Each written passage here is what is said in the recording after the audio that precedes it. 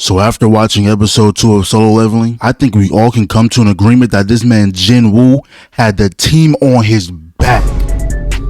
The E rank, the same E rank y'all was making fun of, the same E rank y'all went to for an easy bag, just had an all-star performance. But anyways, this episode kicks off right after Homeboy got eviscerated and OG figured out if you move, you will get boomed. That's when we see that OG got his whole arm snatched.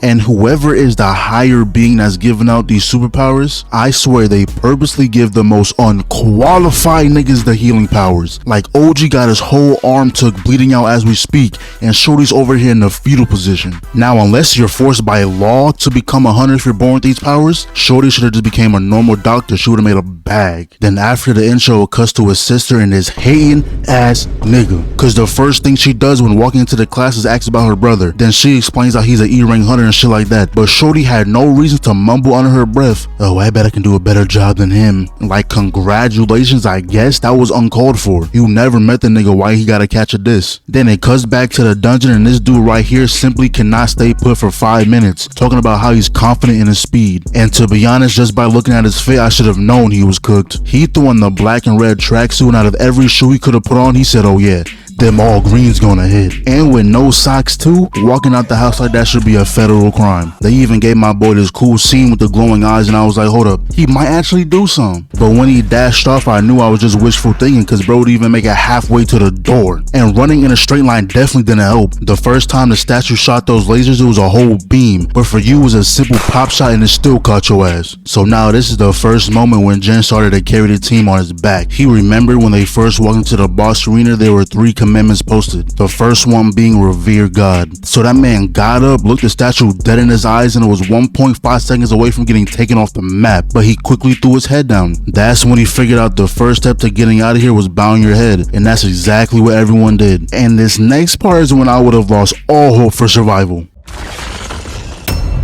Hell nah, bro, that is not a smile out of happiness and joy. There's nothing but evil intentions behind those eyes. And when you thought things were bad before, this show just went from Solo Leveling into Attack on Titan. Now the second commandment says to praise God, and that's when this dude walked up and actually started praying. I had absolutely no hope in this actually working, but when the statue stopped, I was like, oh, hold on, bro might be cooking. That's until the statue smiled even wider and had the dogs raised in the air. Now at this point, I would be expecting a warning of some sort, like maybe a, hey bro, there's a big ass foot over your head, you might want to move. I don't know if they had beef or what, but they just let him get bodied. Then they all started running, but there's always that one person who immediately falls on their knees. Now if y'all remember this dude right here, he actually gaslit the leader into coming here in the first place, but now look what that foolishness got you, in 2 pieces. Gotta hold that L. Now this is the second showing of Jin's all-star performance. That man figured out that the praise commandment meant needing to stand next to an instrument statue so the song can play. Unfortunately, we found out the hard way that only one person could be at the statue, so he left Shorty behind and was on the move, but that big statue was on his ass, put him in a whole ragdoll animation. But he didn't realize he was in front of the wrong statue. That boy got snuck. Obviously he wasn't going to die, but the moment I saw him crawling,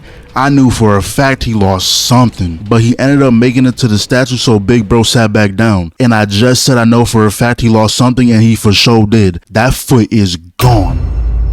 I don't know if healers can recover full limbs or if you gotta be an S rank for that, but Shorty didn't have enough mana to even try. But now this bitch boy right here is really trying to blame OG for everything that happened. Like, did you forget he was the one who wanted to leave in the first place? You was the one who gaslit him into deciding by vote. Not gonna lie, OG a bigger man than me. Let that bitch boy try to put the blame on me. That backhand's getting thrown with swiftness. Shut your bitch ass up, nigga. But anyways, this is when the final phase begins, with the last commandment being prove your faith. Now I'm pretty sure everyone can figure out what that means. Somebody gotta go. And here we go again with bitch boy acting up. At this point, I want him to get done in the worst way possible. So when OG entered a circle and a single fire lit up, I was like, damn, everybody gotta participate. Oh, and also we found out that if they don't complete this dungeon, then these statues will be able to roam freely in the real world. So when the last 2 people entered the circle, the door opened, but the statue started moving again. But no need to worry, Jin came through with his high IQ play. He realized all you gotta do is play red light, green light, and wait for the timer to run out. And to be honest, these 2 had one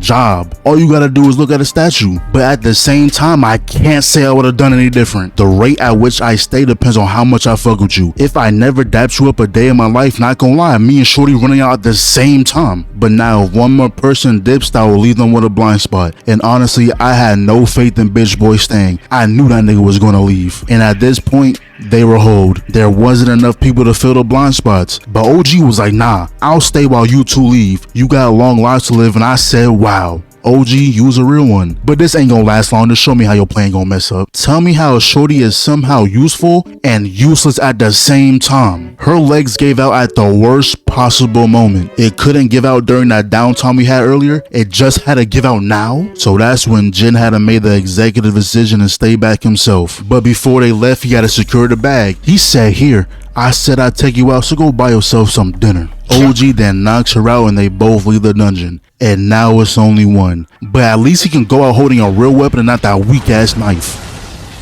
Weave that shit, but bro got ragdolled again. Then dude came behind and he tried to parry, but that shit did not end too well. And they didn't even show us what's going on here. All we know is that he's getting absolutely bullied right now. And after all that blood splatter, I don't know how this man is still alive. Even his fit is still intact. But getting jumped by a 50-foot giant is crazy work. Couldn't even give my boy the chance to scream. But this is when it felt like his whole way of thinking was changing. He was like, the selfish ones is who benefit the most. I got a family too. Why does yours matter more than mine? Then they lifted my boy with the spear and dropped him on the altar. Us, nigga, I got jumped in LA by some pussy ass niggas and they jumped me, nigga. Nobody gave me the faith of a one-on-one, nigga. Nobody gave me the respect of a one-on-one. And this is when the solo leveling starts. Yo, this episode was way better than the first one, but so far so good. It's just they love editing these episodes on these damn cliffhangers.